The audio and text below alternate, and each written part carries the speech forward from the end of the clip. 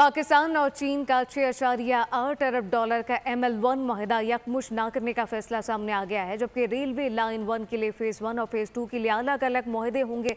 पहले फेज़ में कराची से हैदराबाद और हैदराबाद से मुल्तान रेलवे लाइन तामीर होगी, जबकि सेकंड फेज़ में मुल्तान से पेशावर रेलवे लाइन तामीर की जाएगी।